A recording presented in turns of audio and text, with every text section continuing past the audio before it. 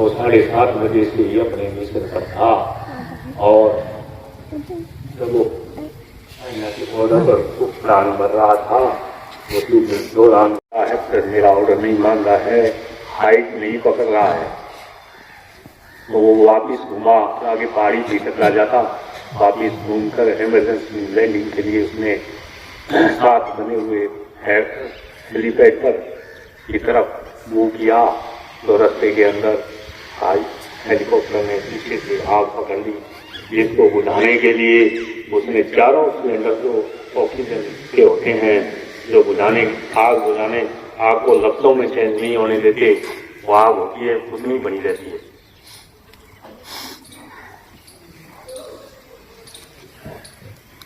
तो उसने चारों सिलेंडर खाली कर दिए। फिर उसने देखा कि हो सकता है आर्मी वाले तो अपने से 40 मिनट दूरी से पहुंचेंगे, तो उसने एयरफोर्स के क्रूड कमांडो जो उसके नजदीक थे 10 किलोमीटर पर, उनको एटीएस पर संपर्क करके कहा मुझे बचाने के लिए, मेरे हेक्टर को आग बुझाने के लिए आप मिगिंगाम के लैंडिंग पॉइंट पर पहुंचे, मेरा हेलीकॉप्टर आग पकड़ गया है। और मेडिकल को देते हुए उसने 13 मिनट तक एक योद्धा की तरह उसको हेक्टर को बचाया और आखिरी वक्त में जब वो जमीन के पास आया तो जय भारती का नारा देते हुए शहीद हुए।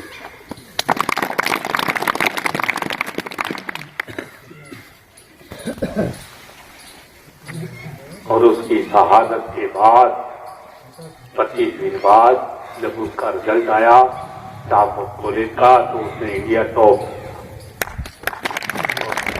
अभी मैं ट्रेनिंग के लिए चाइना गया था, चाइना बॉर्डर पर गया था, आर्मी ने मुझे बुलाया, बड़ा मान सम्मान दिया और कहा ऐसा शाहबाज अफसर हमने देखा। और उन्होंने उसकी बहुत सी बातें बताई और उसके जो काम किए हुए थे वो दिखाए और कहा कि भारत सरकार इसको 26 जनवरी पर सम्मानित करेगी।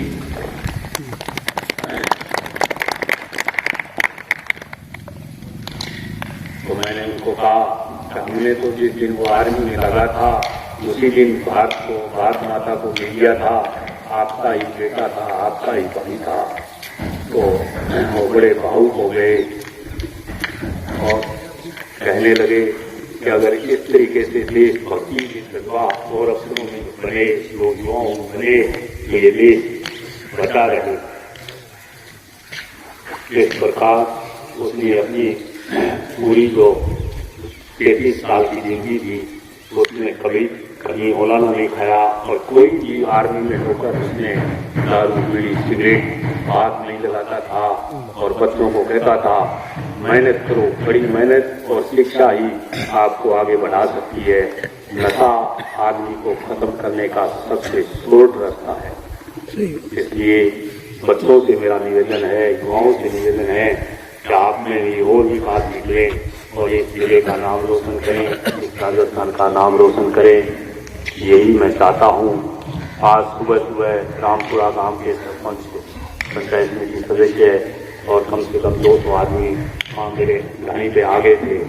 बोले भाग्य जी तुम आगे बढ़ो, हम तुम्हारे साथ हैं। मैंने कहा भाई मेरा बेटा तो चाइना बॉर्डर तक तो पहुँच गए, अब और आगे कहाँ बढ़ाओगे? कि नहीं आप हमारे बीच में रहो, गरीब और युवा और किसान की सेवा करो। मैंने कहा भाई मेरा घर तो इस लायक है नहीं, मैं साधारण घर का लड़का हूँ, जवान हूँ और मैं क्या सेवा कर सकता हूँ। बोले ये तो क्षेत्र की जनता तय करेगी कि भी आपको सेवा करनी है कि नहीं करनी, वो ठीक है बात, लेकिन मैं इस बारे में आपको कुछ नहीं कह सकता। माता की जय, बोलो तिरंगे झंडे की जय, बोलो विकास मेजर की जय। और आज गर्व है पूरे राजस्थान ही नहीं पूरे भारत को आप जैसे लाडले पर अपनी भावनाओं को उत्सव करने वाले और अपने आने वाली पीढ़ी को विकास धामों के रास्ते पर चलने के लिए जो प्रतिबद्ध हैं। हमने बड़े धीर और गंभीर पिता बाघेल जी भांबों के नृत्य के उद्गारों को सुना, आप कल्पना भी नहीं कर सकते होंगे कि एक पिता एक पुत्र की शहादत की जीवनी आपके सामने रख रहे थे। ये सुनना भी हमारे लिए थोड़ा भारी पड़ रहा था और वो अपने मुखारियों से कुछ कह रहे थे। आप कल्पना करिए कि पिता के बारे में जिन्होंने इस शहादत को सहन किया है और आपके मध्य वो आए। विकास बांबू के जन्म से लेकर पिता कितने सपने लेता है और उन सपनों को पूरा किया और पूरा ही नहीं किया। आज वो पूरे राष्ट्र के लिए एक प्रेरणा के स्रोत बन गए और विशेष करके हमारे राजस्थान और हनुमानगढ़ की भूमि विकास बाबू को सदैव सदैव के लिए याद रखेगी और केवल याद ही नहीं रखेगी। हमारा जो युवा वर्ग है, आने वाली पीढ़ी है, हमारी जो माताएं हैं, वो निश्चित रूप से ये विचार करेगी कि मेरी कोख से भी कम से कम विकास बाबू तो पैदा हो ही हो। ऐसा भावना हमारे अंदर आ रही है। मैं भी आज पहली बार बागेश जी के इस आंतरिक वेदना से रूबरू हुआ हूं और अपने आप को ये गौरवान्वित महसूस कर रहा हूं कि क्या एक पिता अपने पुत्र की शहादत के बाद भी इतनी हिम्मत रखता है कि वो अपने पुत्र के बारे में हिम्मत के साथ ये बात पूरे जीवन गाथा को एक एक शब्दों में हम तक भेज रहे हैं। ये बड़ी बात है। हम सब ऋणी हैं उस परिवार के कि जिस परिवार ने राष्ट्र के लिए, उसकी सीमाओं की रक्षा के लिए एक पुत्र को दिया ही नहीं। हम क्या कह सकते हैं ऐसे परिवारों को? ऐसे परिवार के प्रति हमारी क्या जिम्मेदारी बनती है?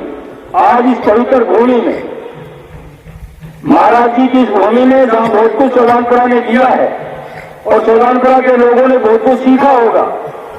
गौ माता का क्षेत्र में देख रहा हूं, यहां 20 साल पहले मैं आया था, महाराज जी से मैं भी मिला था। 60 बच्चे युवा गौशाला में प्रतिदिन काम करते हैं। आप सोचिए कौन सी विचारधारा है। एक पिता ने विकास बाबू को विचारधारा से वहां पहुंचाया, एक महाराज ने आपके बच्चों को समाज सेवा में पहुंचाया, लेकिन इतने से तो काम नहीं चलेगा ना जी।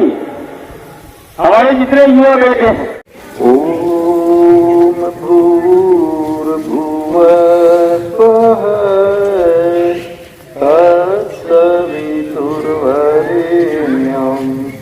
भर्गो देवस्य धीमहि धियो यो नः प्रचोदयात्। ओम भूर्भुवः स्वः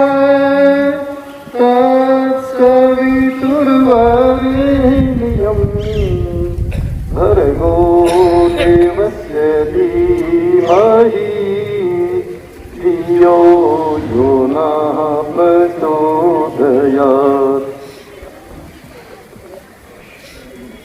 राष्ट्र के लिए शहीद होने वाले बलिदानी शहीद विकास को श्रद्धांजलि देते हुए उनके पिता बहुत ही धैर्यवान, धर्मात्मा और दृढ़ आत्मा भागीरथ जी को, भामू साहब जी को मैं नमन करता हूं। और भाई लाभचंद जी, महात्मा जी, भाई पत्रकार जी बहुत अच्छा बोल रहे थे और मंच संचालन करने वाले हमारे भाई, पैर भगवान ने दूसरे दे दिए लेकिन पैरों की ताकत बुद्धि में दे दी, इनको भी मैं नमन करता हूँ। धर्माभिलाषी सज्जनों श्रद्धागी भद्र देवी वंदनिया मातृ शक्ति। भरा नहीं जो भाव से व्यक्ति जिसमें रसधार नहीं, हृदय नहीं वह पत्थर है जिसको स्वदेश से प्यार नहीं।